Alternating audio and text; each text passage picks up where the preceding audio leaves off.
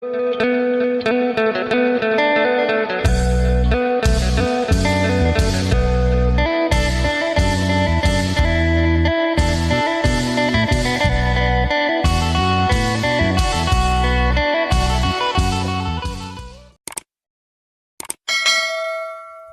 สบายดีและสวัสดีเนาะมาพบมาพอกับซ่องบ่าวจะมั่มอีกแล้วเนาะทีนี้บ่าวจะมั่มกับสีดเป็ดฝนตกเนาะพอดีตาปัญหาก็มานำถงเป็นคนพื้นลงเข้าไปจอบเบิ่งเพิ่นกันกับตาน้องทงเนาะเท่าคูณ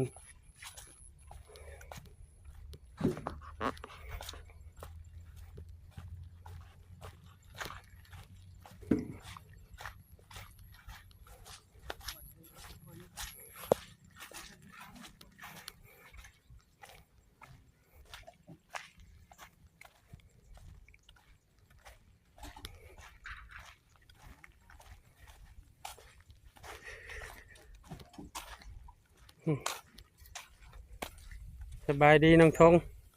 ไปแก่พื้นบ่สบายดีตาคูณได้จักเที่ยวแล้วมื้อนี้3 เที่ยวเฮามาเฉพาะบ่เห็นว่าอันตาไปทางใดเด้วะใช่อยู่บ่เบ็ดน่ะมื้อแรงใส่เด้อมื้อแรงเด้อเม็ดเงาก็มีแม่เฒ่าค้ำมาแล้วบ่เงาเพิ่นไปโบสถ์แต่เช้าพุ่นไปสากไปสาย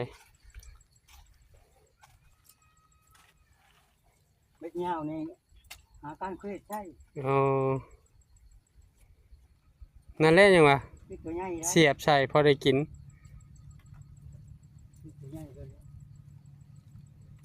กินข้าวเที่ยงแล้วบ่น้องทงยังแก่พื้นเบิดไปเลย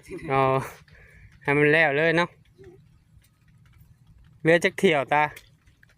น่าจะได้ประมาณ2 หรือ 3 เที่ยวเอาควรบักบ่เลื่อนเอาจักสติงเอาจักนำบักลงแล้วก็เอาจักมันบั้นนะเอาควรบักลงแล้วก็เอาจักบั้นตัดกบมันผัดควรตัดบั้นแล้วก็เบิดแล้วเอียนเจ้านะปลาก็เบิดแล้วเนาะยังปลาดุกน้อย4 โตเฮ็ดได้ปิ้งหรือป่นมีเอียนน้อยผมบ่มีละเอียนมื้อน่ะง่ายได้เด้บ่มื้อไอ้สอนกับมันกี่ตุนนะเฮาก็บ่ได้เห็นเนาะอยู่บนนอนตาเนาะมุกโลงทางนี้เขาก็แก้พื้นไป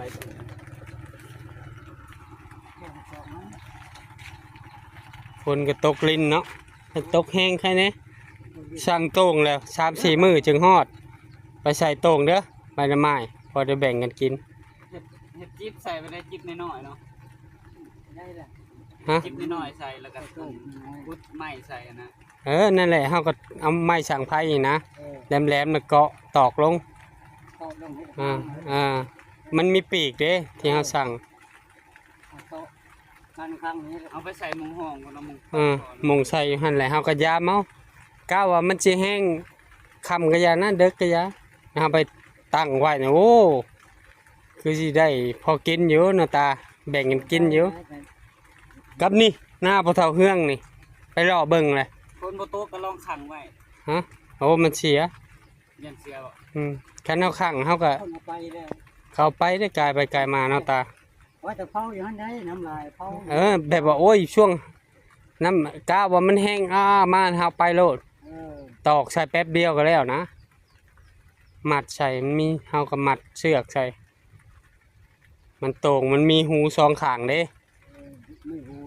หู2 ข้างมามันก็ไหลเข้ากลางเลยบนนี่ได้ตลาดนะครับสั่งในเพจนะไปหล่อแล้วบ่มีแต่ของไทยถือว่าแพงเลยของไทยเป็นตะข่ายเขียวนี่มันหังหน้ามันห่างโพดแล้วบักใหญ่ๆแล้วห่างโพดนะเฮาพอจักได้ปลาน้อยแน่เนาะมันบ่ได้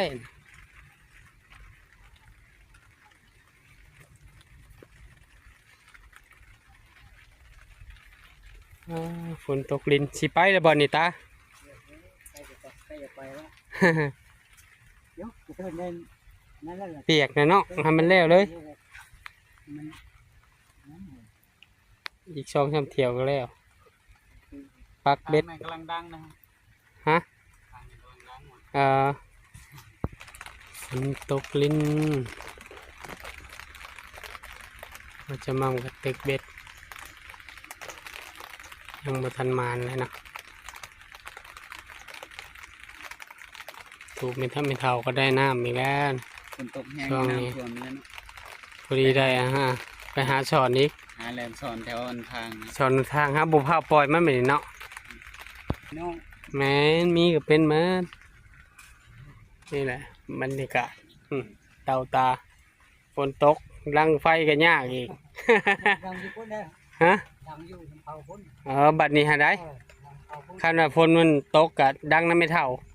น คำไม่เท่าหนึ่งแล้วเจ้าก็หนึ่งต่อ เช้านี่ไป อืม นี่ก็เดี๋ยวมัน อ๋อ ซ้ำคนเศร้า แม่นละ ยังไงเศร้าแล้ว เขาก็ฉีดเบ็ดอยู่ทางขางตูบเจ้าเนี่ยฉีดน้องระเบายังบ่ทันมานท ได้ปะ ำยังไปฉีดน้องระเบามันหลุด น้องระเบาพันหลายเนาะฉีดปลาในมันก็เลยหลุด5 โล ปลาในน้องระเบาอีกเราเลี้ยงขายเด้ เรื่องอะไรให้เขาคิดเนาะ เลี้ยงแล้วก็ให้เขาฉีดเป็นกิโลน้องลาผัดบไดีเลิกขึ้นน้องเฮา ได้เลยวันนี้นะ เงินเท่านั้นได้เด้นะบ่าววันได้ประปากโตสัมภามือน่ะพามือจาง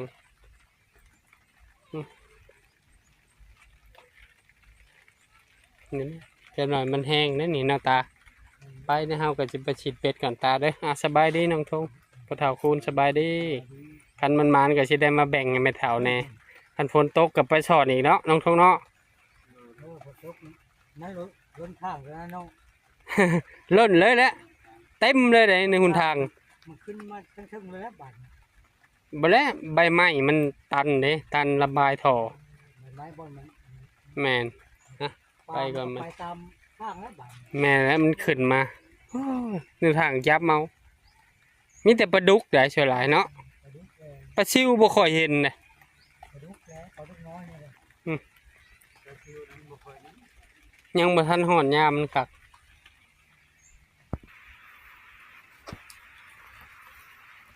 เพิ่นเนาะเห็นแต่หลังคาตู้ปะเฒ่าคูณมาจะมั่มกันนั่งชิดน้องนะบ่าว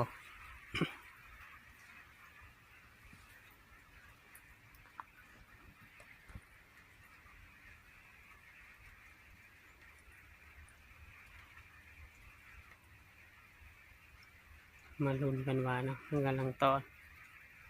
ว่าจะได้หรือบ่